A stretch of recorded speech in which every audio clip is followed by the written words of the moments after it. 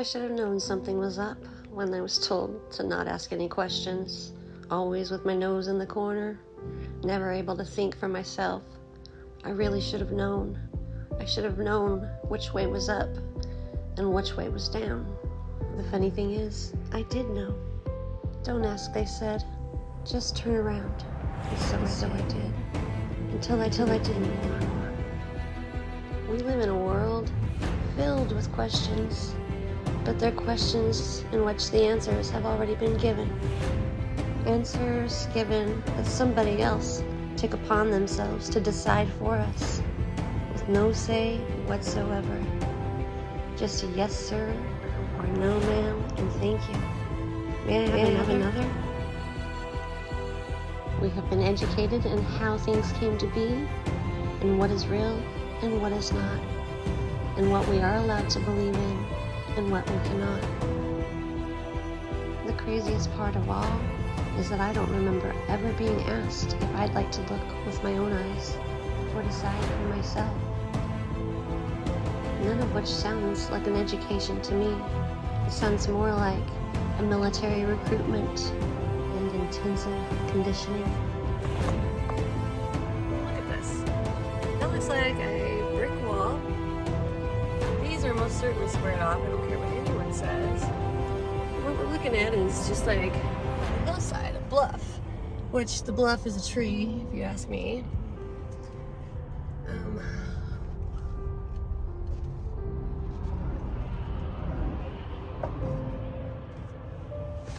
It seems very obvious to me. Very obvious. I don't know how people can't see this. There's layers upon layers of other things under there.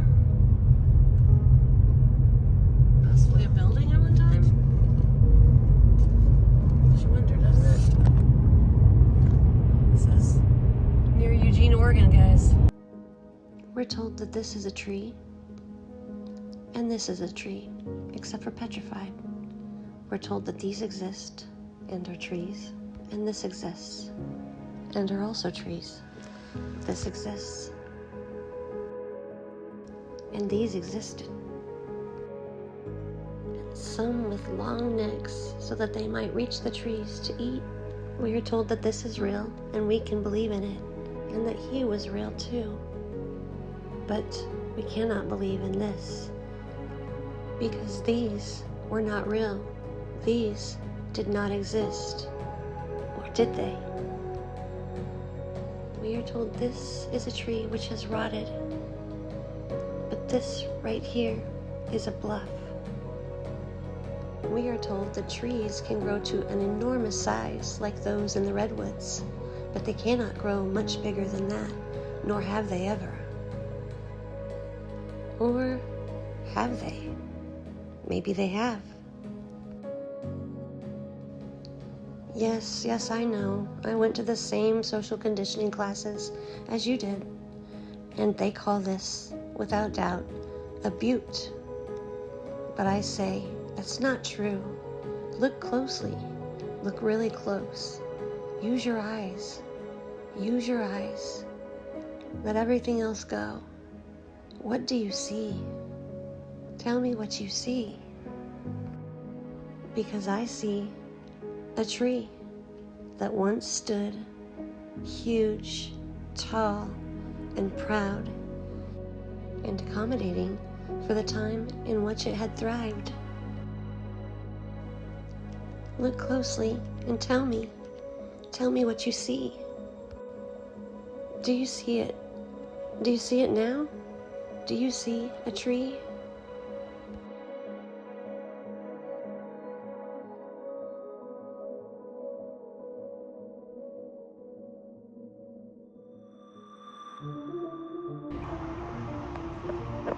Anyone that can look at the mountains and the trees and the trees that are everywhere, and the trees, and not see a tree in this, a giant tree, mind you, but a tree. Anyone that can look at this and say that's a butte or a bluff or a mountain, you're insane.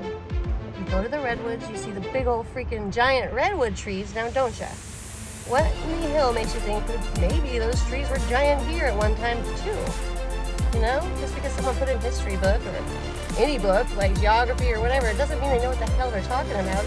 It means like someone thought something different than you, okay? And me, apparently. This is a tree. The tree did fall in the forest indeed.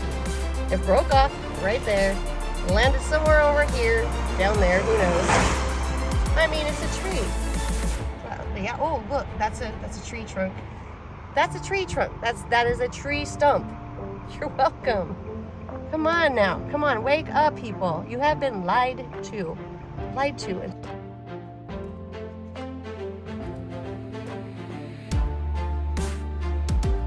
So now let me ask again. You believe in these, and you believe in these, and you believe that they had long necks so that they could eat from the trees. And you believe that this was once a tree, and that this was once a tree, but you don't believe in these?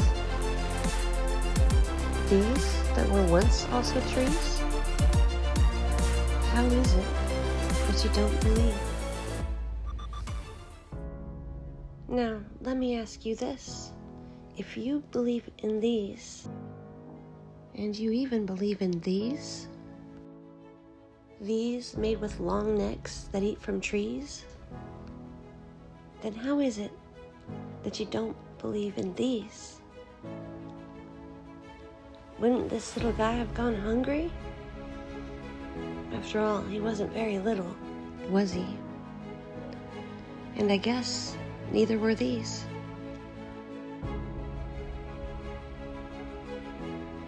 And neither were these.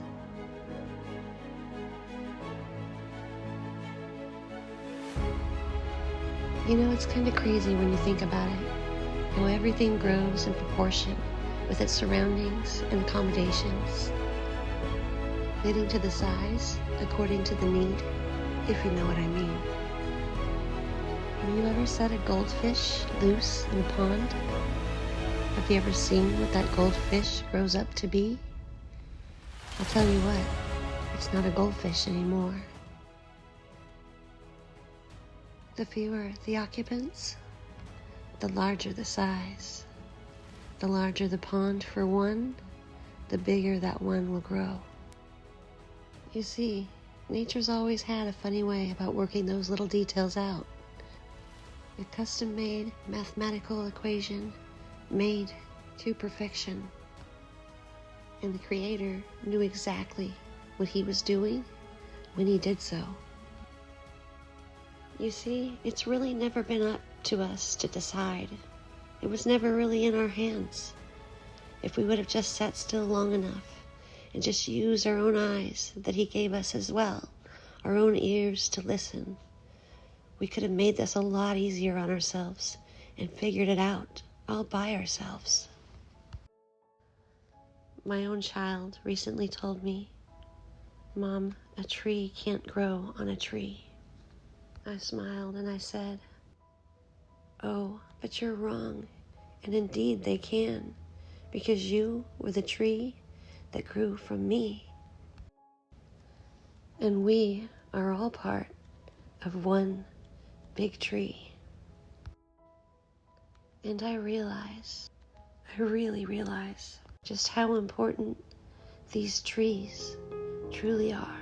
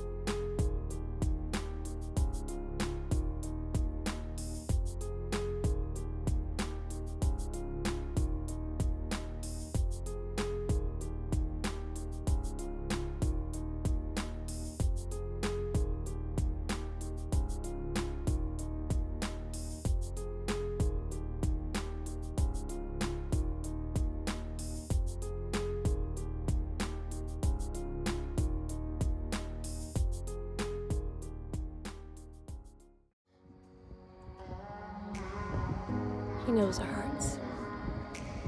He knows who we are, who we belong to, where we are and where we're going. Closer to thee, Lord. I only long to be closer to thee. That's all we want, right?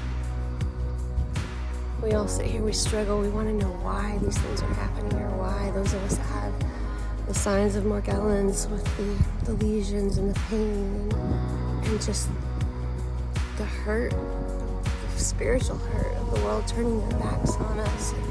And we want answers. We're mad, we're hurt, we want answers. And you know what I'm starting to figure out?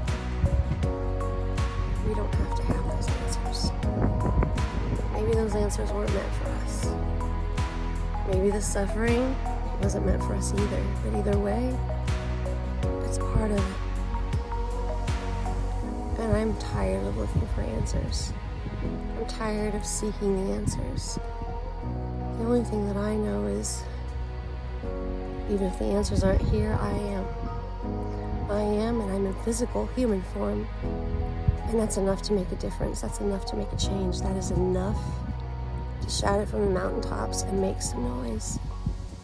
But my noise alone is but a mere whisper unless I have yours with it. I need all of your whispers, all of your voices, all of your echoes, all of your being. I need that with me, with mine. We need that.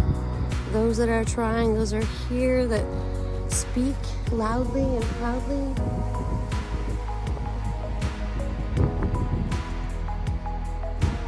We need your voices. We need your strength. Because there's strength in numbers. And we're soldiers, and we're warriors, and we are Yahweh's warriors. And soldiers of Christ, it is time that we rise. Put your full armor on. Time's coming, quickly approaching. In fact, we're already here. Love you guys. I'm wishing you all the love and blessings out there possible. And I just want you to know that I'm here with you. I'm here with you, holding your hand, shouting with you, screaming with you. You're not alone. Be a voice, be a change. Be part of Yahweh's group. Be part of his army. Don't let him down. Don't let us down.